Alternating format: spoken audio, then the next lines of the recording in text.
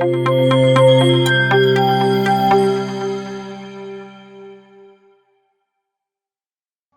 علیکم. د مایکروسافت اکسل څلورمې ښوونیزې ویډیو محتویاتو سره زمین بابرکزی ستاسو سره یم. په دغه ویډیو کې به وګورو چې څرنګه موږ له ټکس او نمبرو څخه په اکسل کې کار اخیستی شو. په تیرو ښوونیزو ویډیو کې موږ زده کړل چې په اکسل کې هر ډول معلومات که هغه ټکس وي، نمبر وي یا هم ډیټ یا نیټه، ټول د سل په منځ کې راځي چې تقاطع د ستون او قطار ده، او د هر سل په ډیټا کې چې موږ کوم کار ترسره کوو نو لومړی باید سل پوینټر هماغه سل یا حجرې ته راوړو ترڅو سل مو په نښه شي.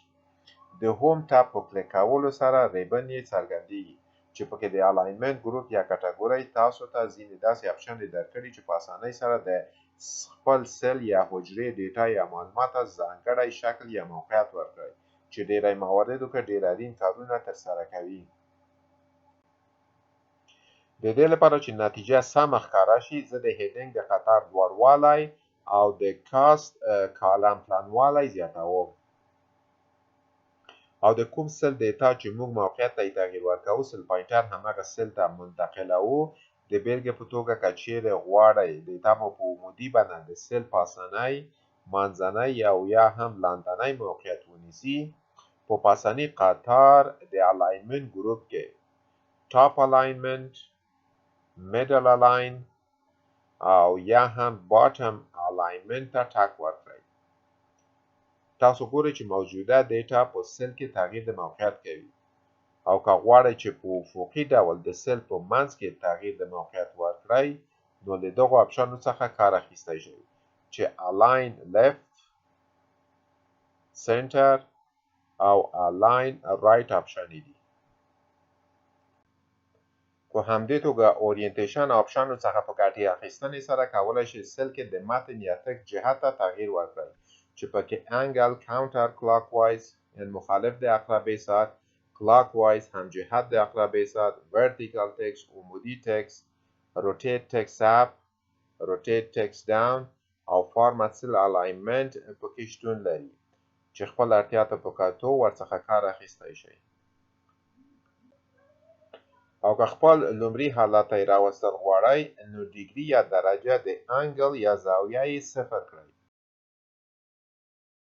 او که نور تغییرات راوستل غواړئ کولی شئ د همدې سل فارمټ ډیالوګ باکس په مرسته چې ډیری د دغو اپشنو سره د هوم ټاب ریبن د ګروپونو له لارې اشنا یاست کار اخیستلی شئ. د لیفت ټو رایټ ټکسټ ډایرکشن څخه کله هم چې تاسو د انګلیسي کیبورډ څخه دري یا پښتو کیبورډ ته او برعکس ته یې د شفت او آلت تڼیو په کېکاږلو سره بدلوئ نو دلته رایټ ټو لیفت او لیفت ټو رایټ اپشنې هم بدلوئ. ډیکریز انډنټ او انکریز انډنټ باندې په هر بار کلیک کولو سره د سل محتویاتو ته مو د سل په منځ کې درې کرکټره ښي او کیڼ لوري ته حرکت ورکوي. او رپ ټکسټ څخه کله هم چې د سل محتویات مو ډیر وي او تاسو نه غواړئ چې کالم مو ډیر پلن وي نو د رپ ټکسټ اپشن په کارولو سره متن یا محتویات د سل په دوو یا دریو لاینو کې راځي چې په دې توګه محتویات د سل مو هم په کامله توګه ښکاري او کالم مو هم ډیر پلن نه پاتې کیږي. د الاینمنت ګروپ نه دې خوا د نمبر ګروپ یا کټګوري ده چې له نمبرو سره کار لري. مثلا د اکسل په شیټ کې موږ حتما داسې نمریک ډیټا لرو چې کېدای شي قیمت د اجناسو یا ورته نور ارقام وي چې په دې صورت کې دا ضروري ده چې دا په ګوته شي چې قیمتونه په کومه کرنسۍ کې دي، ډالر، پاوند، ایرو، افغانۍ او که نور. او همداشان عدد باید طبقه بندي شي څو په اسانۍ سره ولوستلی شي. او د دقیق محاسبې لپاره کېدای شي ځینې وخت قیمتونه اعشاري برخې هم ولري نو تر دوو پورې ډیسیمل پوینټ ورکول هم اړین ښکاري. نو د دې ټولو کارونو لپاره ډیټا په نښه کوو او ډالر ساین آیکن باندې کلیک کوو.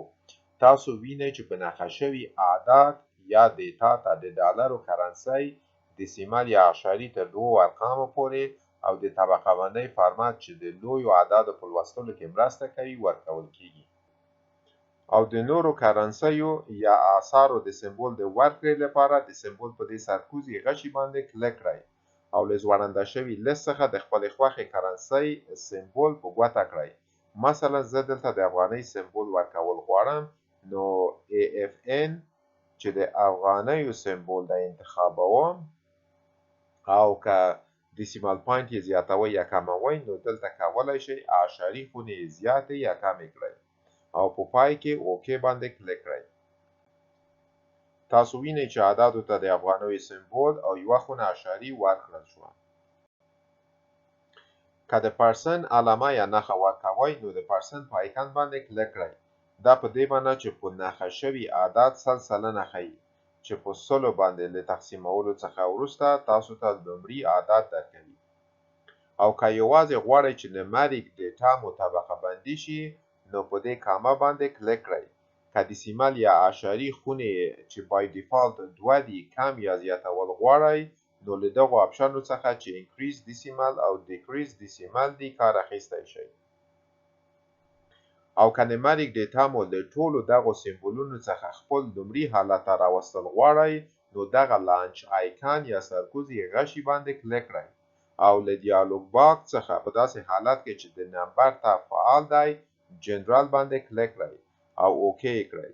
په نښه شوي نمریک ډیټا مو خپل لومړي حالت ته راګرځي. په اکسل کې کېدای شي چې د چارټ په مرسته مو خپله ډیټا ویژوالایز یا لیډ بورډ کړي وي یا نه وي، خو دلته د هوم ټاب په ریبن کې د سټایل په ګروپ کې د ډیټا ویژوالایزیشن لپاره کنډیشنل فارمټینګ، فارمټ از ټیبل، سیل سټایل آپشن ورکړل شوي دي چې کنډیشنل فارمټینګ د ایښودل شوي رولز یا شرایطو پر اساس ډیټا مو ویژوالایز یا یو ځانګړی لیډ بورډ یا ویژوال فارمټ ورکوي. فارمټ از ټیبل ستاسو ریکارډونو ته د ډیټابیس فارمټ په اکسل کې ورکوي او سیل سټایل سیل یا حجرې اړونده ډیټا سره کار لري چې دا ډول ویژوالایزیشن یا لیډ بورډ کول د ډیټا د رنګ کودونو پر اساس ترسره کیږي. په دې ویډیو کې زه فارمټ از ټیبل تاسو ته ښایم چې د ویژوالایزیشن یا د معلوماتو لیډ بورډ کولو یو لنډ انځور وړاندې کوي او درک یې په لومړي پړاو کې ستاسو لپاره هم اسانه ثابتېدای شي چې ویژوالایزیشن یعنې څه. که چیرې په کانسپټ کې پوه نه شوئ وارخطا کیږئ مه. په راتلونکي ښوونیزې ویډیو کې چې ډیټا انالیسیس او ډیټا ویژوالایزیشن په اړه یې چمتو کوم، کنډیشنل فارمټینګ، فارمټ از ټیبل او سیل سټایل پکې په تفصیلي بڼه رانغاړم. فارمټ از ټیبل لکه څرنګه چې له نوم څخه یې څرګندېږي ستاسو ډیټا یا معلومات د یو ټیبل یا ډیټابیس په بڼه فارمټ یا شکل ورکوي چې دا شکل یا فارمټ ورکونه د اکسل د رنګ کودونو پر اساس چې اکسل ورته ځانګړي کړي دي ورکول کیږي. د یادونې وړ ده چې ډیټا ویژوالایزیشن د عاجلو تصمیم ګیرۍ، د معلوماتو ارائه کولو یا پریزنټیشن ورکولو او دې ته ورته نورو مقاصدو لپاره استعمالیږي.